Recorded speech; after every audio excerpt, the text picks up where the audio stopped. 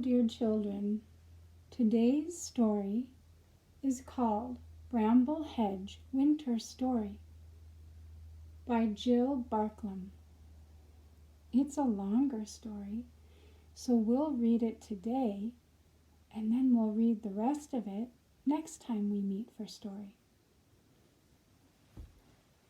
We have some friends with us. There's a little mouse down there sleeping, and some friends too that are here. And there's the little mouse, and on the dress of the biggest girl that's with us, you might see some more mice. So you can look for those too.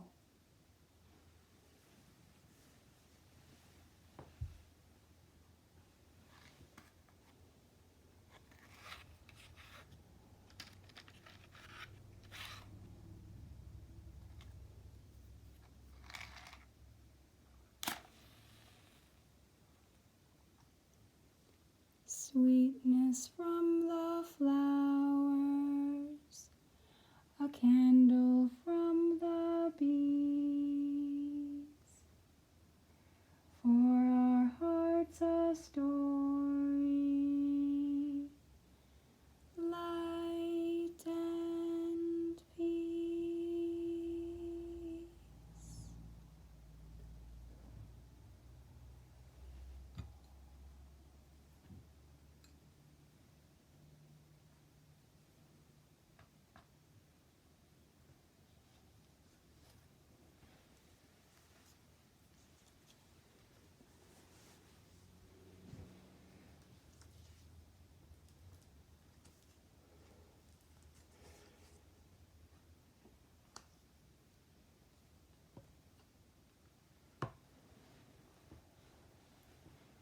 For many generations, families of mice made their homes in the roots and trunks of the trees of Brambly Hedge, a dense and tangled hedgerow that borders the field on the other side of the stream. The Brambly Hedge mice lead busy lives. During the fine weather, they collect flowers, fruits, berries, and nuts from the hedge and surrounding fields, and prepare delicious jams, pickles, and preserves that are kept safely in the store stump for the winter months ahead. Although the mice work hard, they make time for fun too. All through the year, they mark the seasons with feasts and festivities. And whether it be a little mouse's birthday, an eagerly awaited wedding, or the first day of spring, the mice welcome the opportunity to meet and celebrate.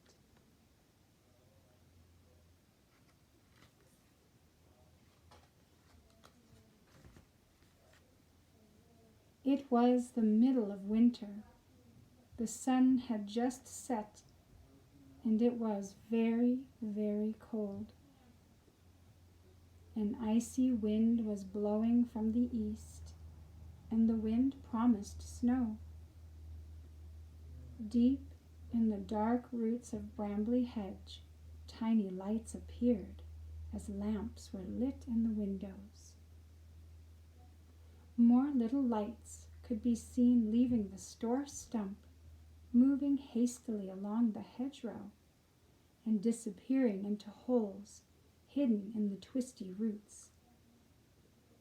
The mice had smelled snow in the air, and were all hurrying home to a nice hot supper by the fire.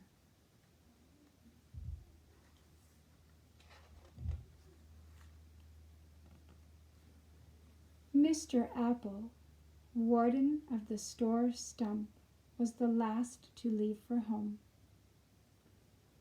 By the time he reached Crabapple Cottage, the first flakes of snow were beginning to fall. "Is that you, dear?" called Mrs. Apple as he let himself in through the front door. Delicious smells wafted down from the kitchen. Mrs. Apple had spent the afternoon baking pies, cakes, and puddings for the cold days to come. She drew 2 armchairs up to the fire and brought in their supper on a tray.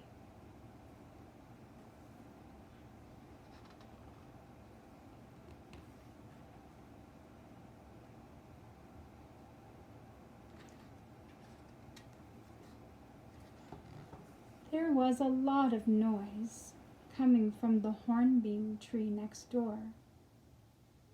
The toadflax children had never seen snow before. "It's snowing! It really is snowing!" squealed the 2 boys, Wilfred and Teasel. They chased their sisters, Clover and Catkin, around the kitchen with pawfuls of snow scooped from the windowsill. "Supper time," called Mamma Mouse, Mrs. Toadflax firmly, ladling hot chestnut soup into 4 small bowls. After supper, the children were sent off to bed, but they were far too excited to sleep. As soon as the grown-ups were safely occupied downstairs, they climbed out of their bunk beds to watch the snowflakes falling past the window. "Tobogganing tomorrow," said Wilfred. "Snow pancakes for tea," said Clover. "We'll make a snow mouse," said Catkin. "And I'll knock it down," said Teasel, pushing the girls off their chair.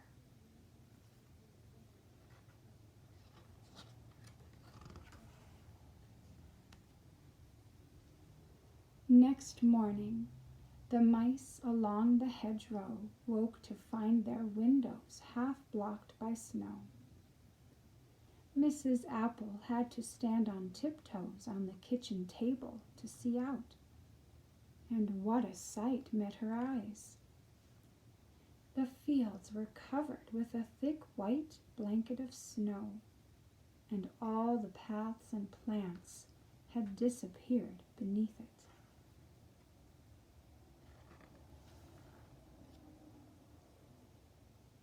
When the Toadflax family went down to breakfast, they found the kitchen dark and still.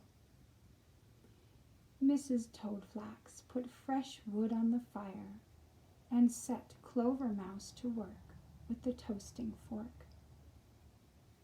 Soon they were all sitting round the table, eating hot buttered toast, drinking blackberry leaf tea, and making plans for the day ahead.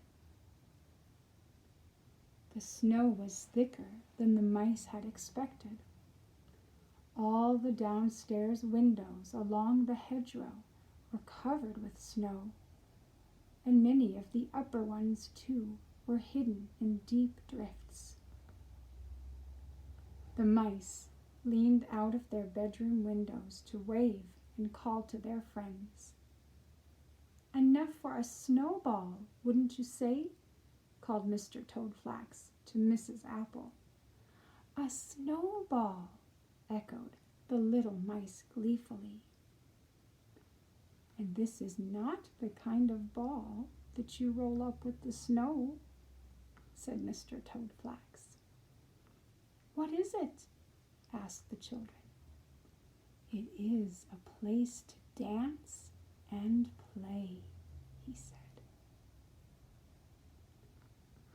We'll read more next time and see what happens and if there's a snowball.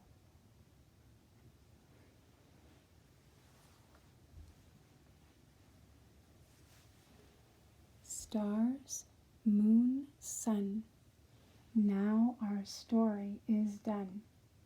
May it rest in our hearts, and the light now shine from within.